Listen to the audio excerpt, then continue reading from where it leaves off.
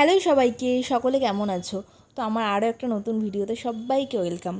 তো দেখো, সন্ধ্যা হয়েছে আর আমি ড্রেসিং টেবিল পরিষ্কার করতে বসে গেছি।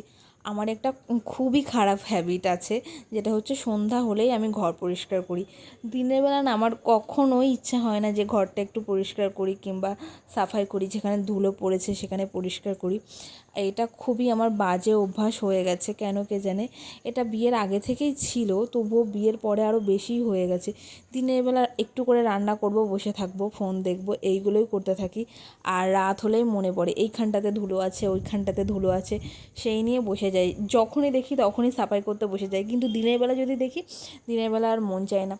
তো কি করব, সন্ধ্যার পরে তো বাড়িতে বেশিরভাগ টাইম একাই থাকা হয়, তাই ভাবলাম এই ড্রেসিং টেবিলটা একটু পরিষ্কার করা যাক। হঠাৎ করে চুল আঁচড়াতে গিয়ে ড্রেসিং টেবিলটা চোখে পড়লো। মানে আমি ঘরের লাইটটা খুবই কম জ্বালাই, একটা ঘরে জিরো লাইট আছে, সেটাই বেশিরভাগ টাইম জ্বালানো থাকে সন্ধ্যার পরে। তো সেই জন্য না ধুলোটা বেশিরভাগ চোখে পড়ে না, মানে রাত্রেবেলায়। আর দিনের বেলায় তো মানে খুব একটা দেখাই হয় না বাইরে কাজ করতে করতে। তো হঠাৎ করে আমার চোখে পড়লো এত পরিমাণ ধুলো পড়েছে ড্রেসিং টেবিলে, কিন্তু পরিষ্কার না করলেই নয়। তো পরিষ্কার করছিলাম, এই যে আমার বরের ওই যে খুলছিলাম, যে দেখলাম যে কতগুলো টাকা রয়েছে, ভাবলাম কিছু টাকাটা না নিয়ে নিই।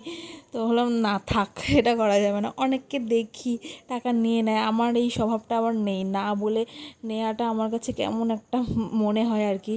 তো আমি আর টাকাটা নিলাম না, সেজন্য আমি রেখে দিলাম। আর এসে যদি খোঁজে আবার জিজ্ঞাসা করে, ও তাহলে প্রত্যেকবার ভাববে যে আমি যখন বাড়ি থাকি না হয়তো টাকা নিয়ে নেয়, একদিন যদি জানতে পারি। সেজন্য আমি আর টাকা পয়সা কিছু নিলাম না।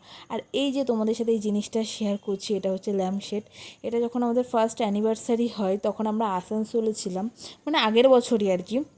তখন ওর বন্ধুরা আমাদেরকে এই দুটো গিফট করেছিল আর কি। ওই যে একটা শোপিস টাইপের, আর হচ্ছে ওই ল্যাম্পশেডটা। তো আমার খুবই পছন্দ ছিল ওটা, না আমি ভেঙে ফেলেছি রাগ করে, বরের সাথে ঝামেলা করে। তো কী আর করবো, মানে মাঝে মাঝে এরকম ঝামেলা হয়। আর আমার জিনিসপত্র ছোড়া খুব খারাপ হ্যাবিট, চোখের সামনে যা পাই সেটা ছুঁড়ে ফেলে দিই। দুটো ফোনও এমনকি ভেঙে ফেলেছিলাম। তো এখন আর অনেক দিন ঝামেলা হয়নি, কেন কে জানে। তো এই যে এটা হচ্ছে সেই এই গাছটা আমি অনেক যত্ন করে ওখান থেকে নিয়ে এসেছি। আমার জারটা ভেঙে গেছিলো।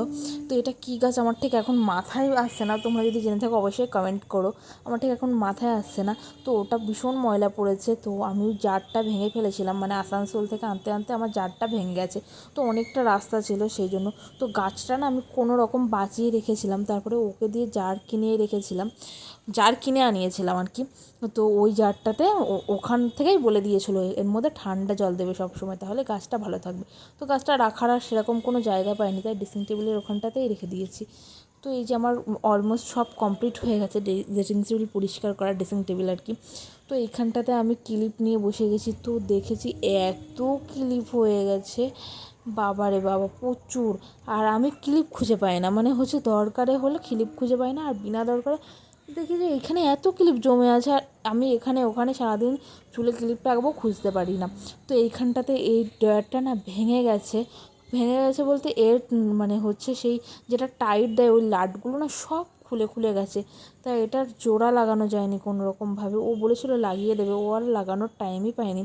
তো এই যে এর মধ্যে আমি বস্তা মস্তা সমস্ত ব্যাগ মেডিসিন কি করব রেখে দিয়েছি খাটের তলায়। আর আমাদের ঘরটা এতটাই ছোট যে অন্য কোথাও স্টোর রুম করবো বা কোথাও রাখবো জায়গায় নেই, তাই আমার একমাত্র ভরসা এই খাটের তলা।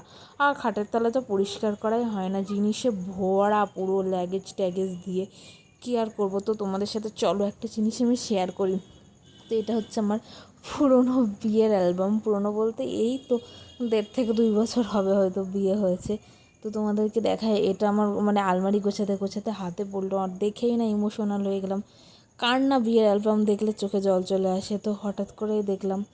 তো অনেক কিছু মনে পড়ে যায়, এই যে আমাকে আশীর্বাদ করছে, এটা আমার শ্বশুর মশাই, যেটা হচ্ছে আমাকে নেকলেস গিফট করেছিল, মানে আশীর্বাদে দিয়েছিল আর কি। এই যে এটা আমার শ্বশুর মশাই আর আমি। তখন আমি কত মানে কেমন ছিলাম, রোগা ছিলাম ভীষণ। তো দেখো অবস্থা, বিয়ের আগে সবাই বেশিরভাগ রোগাই থাকে, বিয়ের পরে অনেক চেঞ্জ হয়ে যায়। তো আমিও সেরকমভাবেই কিছুটা চেঞ্জ হয়েছি। তো এইগুলো আমার বান্ধবীরা, এটা হচ্ছে আমার গায়ে হলুদের। অনেক ইচ্ছে ছিল যে এরকম সাজবো ওরকম সাজবো, বাট বিয়ের দিন না কিছুই হয়ে ওঠেনি সত্যি কথা বলতে। নানান কাজে ব্যস্ত হয়ে যায়, আর একটা টেনশন মাথায়, এটা হবে ওটা হবে, যেটা করব সেটা তো কিছুই হয়নি, তার বরং তার উল্টোগুলো সব হয়েছে। তো আমি সেভাবে কিছুই সেরকম কেনাকাটা বা কিছু করতে পারিনি, যেহেতু সেরকম আমার বাড়ির অবস্থা ভালো ছিল না। আর হচ্ছে ফ্যামিলিতে যা যা মানে যেরকম পেরেছিল সেরকম করেই আমাকে বিয়ে দিয়েছিল। তো এই যে এই দেখো, এইগুলো আমার সব কাকা জ্যাঠা পিসির, এগুলো মেয়েরা সবার সাথে মানে পিকচার আমি তুলেছিলাম। তো এখানে আমার এই যে বর, এই যে মালা বদল, আর ওই পাশে আমার জামাইবু, ওটা হচ্ছে এই ছবিগুলো যখন দেখছি না ভীষণই ভালো লাগছিলো, যে পুরনো স্মৃতিগুলো সব মনে পড়ে যাচ্ছিলো। আর এই যে সিঁদুরদানের মুহূর্ত, এটা আমার যে বাবার বাড়ির মানে মানে ক্যামেরাম্যান ছিল, সেখান থেকে আর কি দিয়েছিল এই সমস্ত ফটো অ্যালবামটা। তো শ্বশুরবাড়ির যে ফটো অ্যালবামটা আছে তোমাদেরকে অবশ্যই শেয়ার করবো, ওখানে আরও সুন্দর সুন্দর ছবি আছে। এখানে তো সেরকম কিছুই নেই, এই যে বিয়ের পরে সবাই আশীর্বাদ করছে। তো ভিডিওটা এই পর্যন্তই, কেমন লাগলো অবশ্যই জানিও।